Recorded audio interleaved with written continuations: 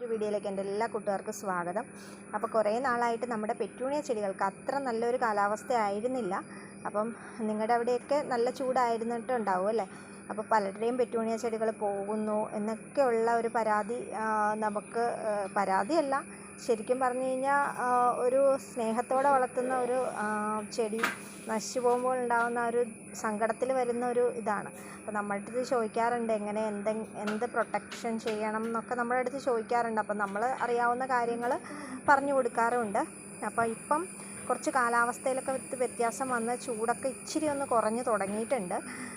അത്യാവശ്യം വൈകുന്നേര സമയങ്ങളിൽ നമുക്ക് മഴയൊക്കെ കിട്ടി തുടങ്ങിയിട്ടുണ്ട്. അപ്പോൾ അതുകൊണ്ട് പെറ്റൂണിയ ഇപ്പം വലിയ പ്രശ്നങ്ങളില്ലാതെ മുന്നോട്ട് പോയിക്കൊണ്ടിരിക്കുന്നു. അതുകൊണ്ട് ഞാൻ കുറച്ച് സീഡുകളൊക്കെ ഒന്ന് പാകിയിട്ടുണ്ട്. ആദ്യം ഒന്ന് ടെസ്റ്റ് ചെയ്യാൻ വേണ്ടിയിട്ട് കുറച്ച് സീഡുകളൊന്ന് പാകി നോക്കി.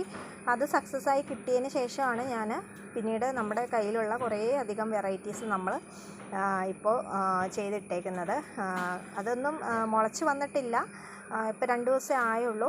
എന്നാലും ആദ്യമേ നമ്മൾ ചെയ്ത പെറ്റൂണിയകളെല്ലാം മുളച്ച് വന്നിട്ടുണ്ട്. അപ്പം അതിൻ്റെ വിശേഷങ്ങളൊക്കെയാണ് ഇന്ന് ഞാൻ കാണിക്കുന്നത് കേട്ടോ. അപ്പോൾ വീഡിയോയിലേക്ക് പോകാം. ചാനൽ ആദ്യമായിട്ട് കാണുന്ന കൂട്ടുകാരുണ്ടെങ്കിൽ ഒന്ന് സബ്സ്ക്രൈബ് ചെയ്ത് സപ്പോർട്ട് ചെയ്യാൻ മറക്കല്ലേ. അപ്പോൾ നമുക്ക് വീഡിയോയിലേക്ക് പോകാം.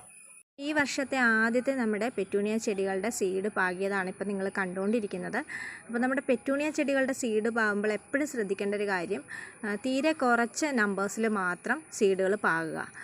കാര്യം നമ്മൾ ഓവറായിട്ട് സീഡ് പാകിയിട്ടുണ്ടെങ്കിൽ പ്ലാന്റ്സുകളായി വരും, പക്ഷേ അത് സർവൈവ് ചെയ്ത് ഒരു നല്ല രീതിയിലൊരു പ്ലാന്റായിട്ട് ബ്ലൂം ചെയ്യാനായിട്ട് സാധിച്ചെന്ന് വരത്തില്ല. അപ്പോൾ നമ്മുടെ സീഡും പോകും, പ്ലാന്റ്സും നഷ്ടമായി പോകും. അതുകൊണ്ട് നമ്മൾ കുറച്ച് സീഡുകൾ മാത്രം എപ്പോഴും പാകാൻ വേണ്ടി ശ്രമിക്കുക. അതുപോലെ തന്നെ സീഡ് പാകുമ്പോൾ നിങ്ങൾക്കിപ്പോൾ കാണാതിരിക്കും, ചട്ടിയുടെ സൈഡിലോട്ട് പോകാണ്ട് ഒരു സെൻറ്റർ ഭാഗത്ത് ഉള്ള രീതിയിൽ നമ്മൾ ഇടവിട്ട് രീതിയിൽ നമ്മൾ സീഡ് പാകിയെടുക്കുക. അപ്പം ഓരോ പ്ലാന്റുകളും വേറെ വേറെ രീതിയിൽ നിൽക്കുകയും ചെയ്യും, നല്ല രീതിയിൽ പ്ലാന്റ്സ് വളർന്നു വരികയും ചെയ്യും. ഇത് ഞാൻ യൂസ് ചെയ്തിരിക്കുന്നത് ചകിരി കമ്പോസ്റ്റാണ്. താഴത്ത് നമ്മൾ സാധാരണ രീതിയിലുള്ള ഗാർഡൻ സോയിൽ നമ്മൾ ഇട്ടിട്ടാണ് അതിൻ്റെ മേളിൽ ഒരു ലെയർ ചകിരി കമ്പോസ്റ്റ് ലെയറായിട്ട് വെച്ചിട്ട് അതിൻ്റെ മേലിലാണ് നമ്മൾ സീഡ് പാകിയേക്കണത്. ഇപ്പോൾ എല്ലാം തന്നെയും ഓൾമോസ്റ്റ് മുളച്ച് വന്നിട്ടുണ്ട്. ഇനി ഇത് നമ്മൾ മുളയ്ക്കുന്നതിന് മുമ്പ് ഇതേപോലെ ടൈറ്റായിട്ടാണ് നമ്മൾ സീഡ് മുളയ്ക്കാൻ വേണ്ടിയിട്ട് വച്ചിരുന്നത്. പിന്നെ സീഡ് മുളച്ചതിന് ശേഷം ഇതേപോലെ ചെറിയൊരു ഇങ്ങനെ ഓപ്പൺ ആക്കി കൊടുത്തിട്ടുണ്ട്. ഇതിൻ്റെ ഒരു വിശദമായിട്ടുള്ള വീഡിയോ നമ്മൾ നേരത്തെ ചെയ്തിട്ടുണ്ട് ചാനലിൽ. അപ്പം കാണാത്ത കൂട്ടുകാരുണ്ടെങ്കിൽ അതൊന്ന് കയറി കാണുക, അപ്പോൾ നിങ്ങൾക്ക് ക്ലിയറായിട്ട് മനസ്സിലാവും. അപ്പോൾ ഇപ്പം നമ്മളിങ്ങനെ വെച്ച് കൊടുത്തിട്ടുണ്ട്. ഇനി അത്യാവശ്യം രാവിലത്തെ വെയിൽ കൊള്ളുന്ന രീതിയിലാണ് ഇത് വെച്ചേക്കുന്നത്. അപ്പം ഡയറക്റ്റായിട്ട് സൺലൈറ്റ് ഇതിനകത്ത് കൊള്ളത്തില്ല, ഇൻഡയറക്റ്റായിട്ട് സൺലൈറ്റ് ചെടികൾക്ക് കിട്ടും. അങ്ങനെ ചെടികൾ നല്ല രീതിയിൽ ഗ്രോത്ത് ആയിട്ട് വരും. സൂര്യപ്രകാശം കിട്ടാത്ത പ്ലാന്റ്സുകളാണെങ്കിൽ അൺഹെൽത്തി ആയിട്ട് വളരെ നീളത്തിൽ ഇങ്ങനെ വളർന്നു വരും. പക്ഷേ ഇത് നിങ്ങൾക്ക് നോക്കിയാൽ അറിയാം, നല്ല രീതിയിൽ ഇങ്ങനെ ബുഷിയായിട്ട് കുറ്റിച്ച് നല്ല രീതിയിൽ നിൽക്കുന്നുണ്ട്. അപ്പം ഈ രീതിയിൽ വേണം നമ്മൾ പെറ്റൂണിയയുടെ പ്ലാന്റ്സുകൾ വളർത്തിയെടുക്കാൻ വേണ്ടിയിട്ട്.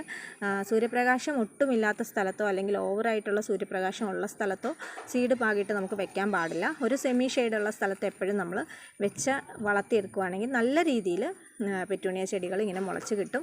ഇപ്പോൾ ചൂടുള്ള സമയത്ത് ഇച്ചിരി ഒരു നല്ല പ്രൊട്ടക്ഷനോട് കൂടി വേണം നമ്മൾ സീഡ് മുളപ്പിക്കാൻ. അപ്പോൾ ഇങ്ങനെ മുളച്ച് കിട്ടിയതിൻ്റെ പേരിൽ നമ്മൾ ഒത്തിരി വെറൈറ്റി നമ്മളിപ്പം ചെയ്തിട്ടുണ്ട്. ഇതിപ്പോൾ 2 ദിവസമേ ആയുള്ളൂ. ഒരു 4-5 ദിവസം വേണം നമ്മുടെ പെറ്റൂണിയ ചെടികളെല്ലാം മുളച്ച് വരാനായിട്ട്.